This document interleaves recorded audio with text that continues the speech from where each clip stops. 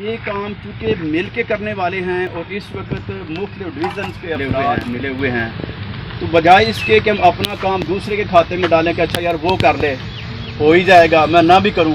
تو اس سے نہ سب کی بدنامی ہوگی۔ اگر ہم یہ سمجھتے ہیں کہ ہمارے ادارے کی بہتری ہو، ہمارا ایک نام روشن ہو اور لوگ مطمئن ہوں اور اللہ بھی راضی ہو کہ واقعات انہوں نے اپنے کام کا حق ادا کیا، جو ہم رزق لے رہے ہیں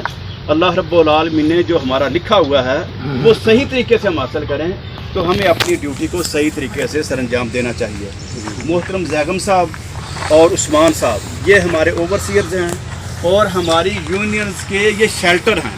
باقاعدہ ہمارے یہ رہبر اور لیڈر ہے، ٹھیک ہے جی۔ اور چودھری صاحب کا تعارف آپ کو پہلے ہی ہے،